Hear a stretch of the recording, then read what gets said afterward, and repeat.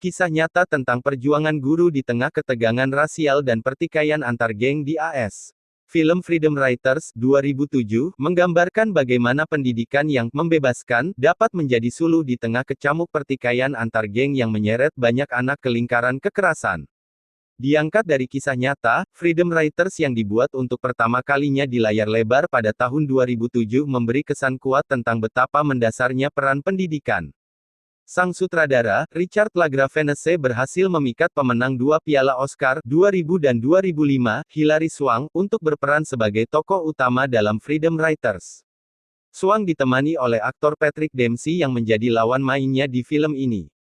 Buah karya LaGravenese tersebut menuai banyak pujian dari penonton sekalipun hanya menyabet 2 penghargaan, yakni Golden Camera 2008 di kategori Best International Actress dan Humanitas Prize 2007. Data situs Rotten Tomatoes menunjukkan Freedom Writers memperoleh skor 87% dari 250.000 lebih penonton. Sinopsis film Freedom Writers. Cerita dalam Freedom Writers berpusat pada pengalaman Erin Gruwell, Hilary Swank, dan murid-muridnya di SMA Woodrow Wilson, Long Beach, AS pada dekade 1990-an.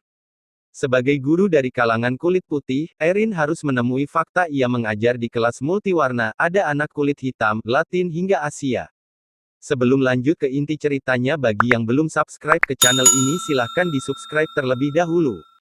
Pencet tombol loncengnya agar kalian tahu video terbaru dari channel ini. Di sisi lain, SMA Woodrow Wilson kala itu berada di tengah kawasan yang menjadi arena kekerasan geng dan ketegangan rasial. Long Beach pada era 1990-an adalah wilayah dengan banyak remaja sudah terbiasa menggondol pistol di saku celana. Kasus kerusuhan dengan latar belakang isu rasial juga bukan lagi suatu yang asing di sana. Alkisah, Erin Gruwell hadir di SMA Woodrow Wilson sebagai guru baru untuk pelajaran bahasa dan sastra. Menjalani debut mengajar, sang guru muda itu semula memasuki kelas dengan semangat bergelora sebagai pendidik.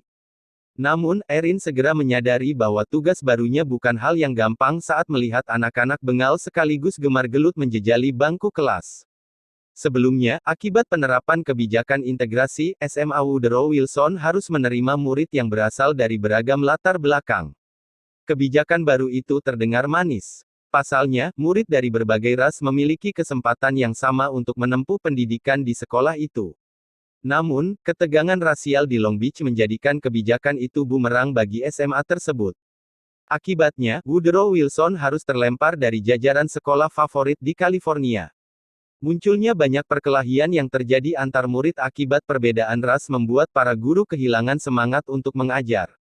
Di tengah situasi seperti itulah Erin harus mengawali karir sebagai pendidik. Guru yang biasa dipanggil Miss Gi itu diberi tugas oleh kepala sekolah SMA Woodrow Wilson untuk mengajar murid-murid dari angkatan baru. Tugas ini membuat Erin menyaksikan sejumlah murid yang bersitegang di kelas pada hari-hari awal ia mengajar. Bahkan, saat memasuki kelas di hari pertama, ia sudah melihat pertikaian antara murid bernama Jamal dan Andre. Salah satu siswanya bernama Tito membuat sebuah gambar yang mengilustrasikan Jamal dengan mulut besar dan bibir tebal. Gambar itu menjadi sebuah simbol kebencian dari Tito yang berdarah Latin Amerika terhadap Jamal, murid keturunan Afro-Amerika. Usai melihat gambar itu, Erin lantas memahami bahwa mayoritas muridnya menyimpan kebencian dan rasa curiga satu sama lain. Rentetan peristiwa yang terjadi di kelas tentunya membuat Erin sedikit tertekan. Namun, itu tidak memadamkan api semangatnya untuk mencari metode pengajaran yang tepat. Ia pun rela untuk menjalankan 2 pekerjaan sampingan sekaligus demi memenuhi kebutuhan buku baru buat para muridnya. Erin melakukan upaya itu di tengah minimnya bantuan dari sekolah.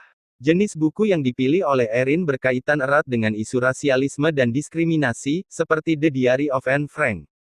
Strategi ini dilakukan Erin agar dapat meluluhkan hati para muridnya di kelas.